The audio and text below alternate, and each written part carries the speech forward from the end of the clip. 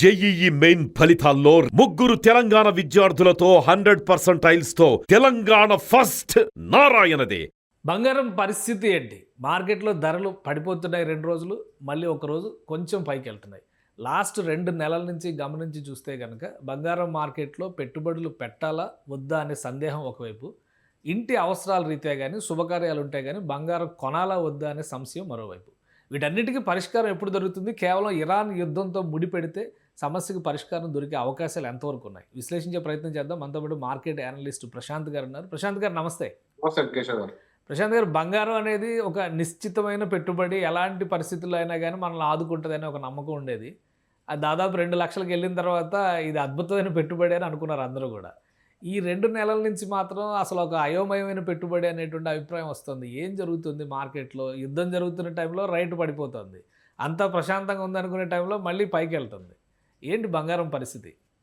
చాలా కరెక్ట్ గా చెప్పారు కిషోర్ గారు. అయోమయమైన పరిస్థితి చాలా కరెక్ట్ గా చెప్పారు. ఎందుకంటే 2025 జనవరి వరకు బంగారం కొనిన తీరు, కొనిన పరిస్థితి వేరే. మీరు అంటున్నట్టు ఇప్పుడు ఇప్పుడుంటే అప్పుడు అంత ఒక పెళ్లిళ్ళకో, ఒక సీజన్ కో, దానికో దీనికో, ఫంక్షన్ కో, లేదా ఆడపిల్లలకనో తీసుకొని ఇంట్లో పెట్టుకుంటే లైఫ్ తో మనకు ఒక సెక్యూరిటీ. అంటే సాధారణంగా ఫైనాన్షియల్ పరిభాషలో ఏం చెప్పారంటే, ఒక మనిషి జీవిత కాలంలో ఒక ఫ్యామిలీ 1 కిలో గోల్డ్ ప్రొక్యూర్ చేసుకుంటే అది ఏ స్థాయిలో అంటే ఎంత అంటే ఒక 100 ఇయర్స్ అయినా, 200 ఇయర్స్ అయినా, నెక్స్ట్ తరమైనా ఆ టైంలో ఉన్న ఇన్ఫ్లేషన్ ని బీట్ చేసి మీ లైఫ్ కి సెక్యూరిటీ ఇస్తుంది అనేది. ఇప్పుడు ఈరోజు చూస్తే 1.4 crores. సో ఒక సాధారణ అప్పర్ మిడిల్ క్లాస్ చూసుకున్నా, హై మిడిల్ క్లాస్ చూసుకున్నా, ఏమో ఒక క్రైసిస్ ని ఆదుకునే స్థాయి బంగారం ఉంటుంది. 1 కిలో గోల్డ్ కి ఎప్పుడు ఇంటికి కిలో బంగారం పెట్టుబడి పెట్టుకుంటే ఎప్పటికైనా భరోసా అంటారు మీరు. ఫైనాన్షియల్ లో 100% చెప్తారండి. మీరు ఒక 30 ఏళ్ళు కానీ ఈ స్కీము ఆ స్కీము ఎక్కువ గోల్డ్ స్కీమ్ లో 30 ఇయర్స్ స్పాన్ లో మీరు 1 కిలో అంటే మీరు ఎట్లయితే ఒక ఇల్లు తీసుకోవాలనుకుంటారో, ఒక కార్ తీసుకోవాలనుకుంటారో, ఆ రెండింటికంటే అప్పర్ బాక్స్ లో పెట్టుకోండి 1 కిలో గోల్డ్. సో ఇది ఒక అంటే ఆ కుటుంబ స్థాయిని బట్టి. సో కాబట్టి అది మీకు ఇన్ఫ్లేషన్ ని బీట్ చేసి ఆ రోజు మీకున్న క్రైసిస్ ని ఆదుకుంటుంది అనేది. అది ఫైనాన్షియల్ గా ఇది ఒక ఏ ఎక్స్పర్ట్ అడిగినా మీకు చెప్తారు మీకున్న ఇన్వెస్ట్మెంట్స్ లో. ఎందుకంటే అది గ్రోత్ అసెట్ కాదు, అది ఇన్సూరెన్స్ అసెట్. మీరు అనుకున్నట్టు కాపదలో కాదుకుంటుంది. సో ఇక సెకండ్ పాయింట్ చూసుకుంటే, జనవరి 25 నుంచి స్కీమ్ మారిపోయిందండి. ఇది ఒకసారిగా స్టాక్ మార్కెట్ తో పోటీ పడుతూ 75% చరిత్రలో లేని విధంగా రిటర్న్ ఇచ్చింది.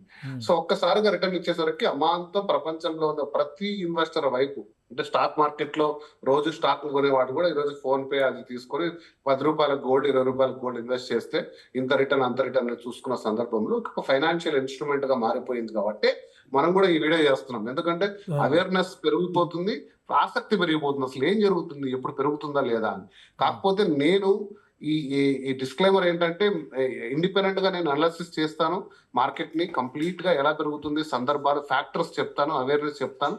అలాగే గోల్డ్మెన్ సాక్స్, జేపీ మార్గన్ వాళ్ళు కూడా ఇప్పుడు గోల్డ్ గురించి ప్రెడిక్షన్స్ క్లియర్ గా ఇస్తున్నారు స్టేట్మెంట్స్ రూపంలో. అవి కూడా మీరు చదువుకోండి.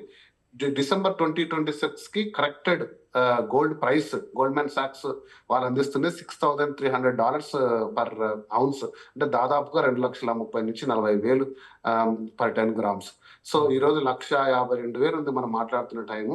అంటే 1 year ఎండ్ కి మీరు చెప్పేదాని ప్రకారం ఇప్పుడు కూడా రియల్ ఇన్వెస్ట్మెంట్ టైం అంటారు. అంటే 1.5 మీరు కనుక ప్రొక్యూర్ చేసి పెట్టుకుంటే డిసెంబర్ నాటికి 100% దీంట్లో నేను వెరీ కాన్ఫిడెంట్ గా చెప్తున్నాను.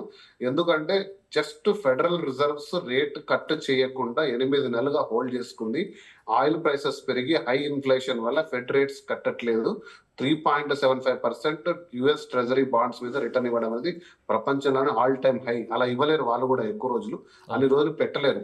కాకపోతే ఇప్పుడు వాటి రేటు తగ్గిస్తే మార్కెట్ లోకి డబ్బులు ఫ్లో అయ్యి ఇన్ఫ్లేషన్ డబుల్ అయ్యి పెట్రోల్ ధరలు ఇంకా పెరుగుతాయని ఫెడ్ రేట్స్ తగ్గించట్లేదు అనే ఒకే ఒక రీజన్ తో ప్రపంచంలో మోజు అంతా కూడా డాలర్ మీదే ఉంది. ఈ రోజు ఒక్కసారిగా దానికి గేట్లు ఓపెన్ చేస్తే, అది ఎప్పుడు ఓపెన్ చేస్తారు? యుద్ధం కంప్లీట్ గా సమసిపోయి మళ్ళీ ఆయిల్ ధరలు, పెట్రోల్ ధరలు, గ్యాస్ ధరలు నార్మల్ స్థాయికి వచ్చి ట్రేడ్ అనేది నార్మల్ స్టేజ్ కి వచ్చిందంటే ఆటోమేటికల్ గా అందరు ఇన్వెస్టర్లు సెకండ్ బెస్ట్ ఇన్వెస్ట్మెంట్ వచ్చేసి గోల్డ్. దాని మీదకి వచ్చేస్తారు ఆటోమేటికల్ గా. ఎలా అయితే 80,000 నుంచి 1,40,000 ఒక సంవత్సరంలో అయిందో, సేమ్ స్పీడ్ తో సేమ్ వేలో పెరిగే అవకాశాలు పుష్టిగా కనబడుతున్నాయి. ఇవి కాకుండా వివిధ కారణాలు మనం చాలా సార్లు డిస్కస్ చేసుకున్నాం. బ్రిక్స్ దేశాలన్నీ కూడా ఆల్టర్నేట్ కరెన్సీ, ప్రపంచంలో ఉన్న చాలా బ్యాంకులు ఇండియాతో సహా తమ గోల్డ్ రిజర్వ్స్ స్థాయిని పెంచుకున్నాయి. టన్నులు మనం లాస్ట్ టైం మాట్లాడుకున్నాము. తర్వాత ఈటీఎఫ్ల మీద ఆసక్తి పెరిగింది. డిజిటల్ గోల్డ్ అందుబాటులోకి వచ్చి ప్రతి ఒక్కరూ గోల్డ్ కొనే విధంగా జరుగుతుంది. సో చాలా అనేక కారణాలు కూడా ఉన్నాయి కాబట్టి గోల్డ్ అనేది ఖచ్చితంగా షైన్ అయ్యేదే చాలా ఫాస్ట్ గా.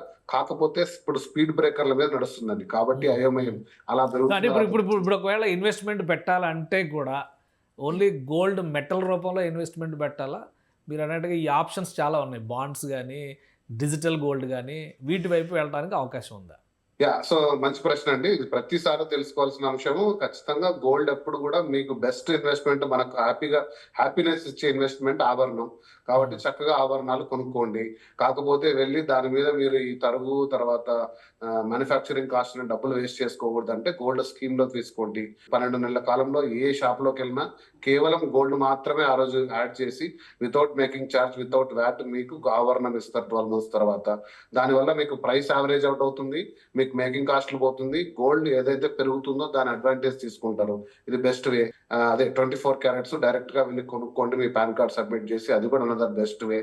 ఇది రెండు కాదు, నేను కొంచెం సులభంగా చేసుకుంటానంటే ఈటీఎఫ్ రూపంలో వెళ్ళండి. ఈటీఎఫ్ లో అన్ని, అంటే ఇప్పుడు చాలా పేర్లు నేను చెప్పను కానీ, హిందుస్థాన్ కానీ అన్ని, టాటా కానీ అన్ని ఒక సేమ్ ఉండవండి. అంటే మీరు చూసుకోండి, ఈ రోజు గోల్డ్ రేటు 1,52,000 ఉందంటే యూనిట్ ధర ఎంత ఉంది మ్యాచ్ చేసుకోండి. కొంచెం తక్కువే ఉంటుంది, కానీ దాన్ని అమ్మితే ఎంత ధర వస్తుంది, ఎంత ఫాస్ట్ గా అమ్మచ్చు, దాని డిమాండ్ ఎలా ఉంది, దాని ట్రేడింగ్ ఎలా ఉంది, కొంచెం నాలెడ్జ్ పెంచుకొని ఈటీఎఫ్ లో గోల్డ్ కొనండి. ఇక డిజిటల్ గోల్డ్ వైపు తిరిగి కూడా చూడమని నేను చెప్పను. దానికి ఆర్బీఐ గైడ్ లైన్స్ లో దాని ఆర్బీఐ సెక్యూరిటీ లేదు, అసలు దాని బ్యాకింగ్ లేదు. ఇది ఒక పాంజీ స్కీమ్. ఫోన్ పేలో, పేటిఎం లో, జార్ యాప్స్ లో ₹10 గోల్డ్, ₹20 గోల్డ్ అనేది మేబీ ఈ రోజు గోల్డ్ పెరిగితే మీకు రిటర్న్ ఇస్తుండొచ్చు, కానీ దానికి సెక్యూరిటీ లేదు. అనవసరంగా మీరు ₹1,00,000 దాంట్లో పెట్టి ఇదేదో అవుతుంది అనుకుంటే డెలివర్ చేసే మెకానిజం లేదు. అది వచ్చే వరకు, ఎప్పుడైతే RBI approved gold buying schemes వస్తాయో ఈ నాన్ బ్యాంకింగ్ ఫైనాన్షియల్ కార్పొరేషన్స్, అప్పటి వరకు వాటికి దూరంగా ఉండండి. ఇక మీరు ఇంకో దానికి కూడా దూరంగా ఉండండి. ఎంసీఎక్స్ అంటారు, కమోడిటీ ట్రేడింగ్ మార్కెట్, అంటే ఫ్యూచర్స్ అండ్ ఆప్షన్స్. దాంట్లో కూడా ఏలు పెట్టద్దండి. సో గోల్డ్ అనేది మన తరతరాలుగా మన తల్లిదండ్రులు ఎలా కొంటున్నారో అదే విధానంలో పెట్టుకోండి. కాకపోతే గోల్డ్ స్కీమ్స్ లో తీసుకోండి అని నేను తరచూ చెప్తుంటాను. సో ఏ షాప్ లోకైనా స్కీమ్స్ లో తీసుకోండి. రిటర్న్ అనేది 100% మీకు వస్తుంది. గోల్డ్ కంటే ఎక్కువ సిల్వర్ మీద నేను ఇంకా చాలా మందికి చెప్పాను, మళ్ళీ చెప్తున్నాను, సిల్వర్ గోల్డ్ కంటే కూడా ఎక్కువ ఇచ్చే రిటర్న్ అవకాశం ఉంది. దాదాపు 4 లక్షలు వెళ్ళి పడిపోయిన సిల్వర్ తిరిగి మళ్ళీ అదే స్టాక్ కూడా వస్తుంది. కాబట్టి దాని వైపు కూడా మీరు కూడా ఇన్వెస్ట్మెంట్ చేసే ఆలోచన చేయండి. ఓకే సార్, ఇప్పుడు యుద్ధ పరిస్థితుల పైన ఈ ప్రైసింగ్ ఏమన్నా ఆధారపడి ఉంటుందా? మీరు అంటే డిసెంబర్ వరకు ఎక్కువ హైక్ ఉంటుంది అంటే ఆల్రెడీ వార్ ముగుస్తుందా, మళ్ళీ కంటిన్యూ అవుతుందా? అమెరికా ఏమో క్యూబా వైపు కూడా చూస్తుంది, మళ్ళీ ఇంకో కొత్త వార్ యాడ్ అవుతుందా అనే సందేహాలు ఉన్నాయి. సో వార్ పరిస్థితులు ఈ ప్రైసింగ్ పైన ఏమైనా ప్రభావం చూపిస్తుందా? ఎప్పుడైనా సరే, అంటే ఎకనామిక్ ప్రిన్సిపల్స్ ప్రకారంగా ఆర్థికంగా అనిశ్చితి ఉన్నప్పుడు, అన్ఫేవరబుల్ కండిషన్స్ ఉన్నప్పుడు ఖచ్చితంగా బంగారు షైన్ అవుతుంది. అంటే ఏమి చేయాలో తెలియదు, మార్కెట్ లో ఎలా పెట్టుబడి పెట్టాలో తెలియదు, ఎక్కడ పెట్టుబడితే ఏ దేశం క్రాష్ అవుతుందో, అంటే ఏ దేశ కరెన్సీ క్రాష్ అవుతుందో, మనల్ని ఎప్పుడు బంగారు ఉంటే ఎన్ని తరాలైనా ఆదుకుంటుంది అనేది ఒక సెంటిమెంట్. కాబట్టి వార్ టైంలో, ఎకనామికల్ క్రైసిస్ టైంలో బంగారు ధర అమాంతంగా పెరుగుతుంది. కానీ ఈ ప్రత్యేకంగా ఇరాన్, ఇజ్రాయిల్ అండ్ అమెరికా యుద్ధం ఒక రివర్స్ ట్రెండ్ తీసుకొచ్చింది. ఎందుకంటే ఇక్కడ ఎనర్జీ అనేది ముడిపడింది, ఆయిల్ ఎనర్జీ అనేది ముడిపడింది. ఈ యుద్ధంలో ఆయిల్ ఎనర్జీ ధరలు పెరగడం వల్ల, ఆ ధరలు పెరగడం వల్ల ఆటోమేటికల్ గా డాలర్ కి డిమాండ్ వచ్చి బంగారు ధర స్వల్పంగా తగ్గింది. కానీ ఈ ఎనర్జీ అనే ఈ ఆయిల్ క్రైసిస్ లేకుండా యుద్ధాలు చాలా జరిగాయి, యుక్రెయిన్, రష్యా, అలాంటి సందర్భాల్లో బంగారు పెరిగింది. సో యుద్ధ వాతావరణంలో పెరగాలి.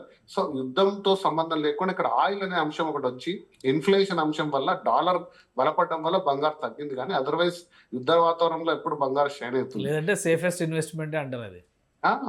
సేఫెస్ట్, ప్రపంచంలోనే నంబర్ 1 సేఫెస్ట్ ఇన్వెస్ట్మెంట్. కాబట్టి అది ప్రతి దేశమే ప్రక్యూర్ చేసుకుంటుంది. మన భారతదేశమే కాదు, 200 దేశాల దగ్గర తన ఫారెన్ ఎక్స్చేంజ్ రిజర్వ్స్ లో 15% గోల్డ్ పెట్టుకుంటారు. రైట్. థ్యాంక్ యూ సార్ విశ్లేషణ అందించినందుకు. ఇది బంగారం ధరలకి సంబంధించి ఒక మందగమన స్థితి నడుస్తుంది, కొద్ది రోజుల్లోనే ఇది తేలిపోయేటువంటి అవకాశం ఉంటుందని ప్రశాంత్ గారు విశ్లేషిస్తున్నారు. పైగా ఇంటర్నేషనల్ రిపోర్ట్స్ ప్రకారం చూస్తే డిసెంబర్ నాటికి గతంలో ఎలాంటి వేగంతో అయితే బంగారం ధరలు పెరిగాయో అదే స్పీడ్ కొనసాగించే సంకేతాలు కూడా చాలా స్పష్టంగా ఉన్నాయి. అయితే ఇన్వెస్ట్మెంట్ విషయంలో మాత్రం కొన్ని జాగ్రత్తలు తీసుకోవాలని ఆయన సూచిస్తున్నారు, వాటిని పాటించండి. ఖచ్చితంగా మీ ఇన్వెస్ట్మెంట్ని జాగ్రత్తగా పెంపొందించుకోండి. ఇది స్పెషల్ డిస్కషన్. Keep watching.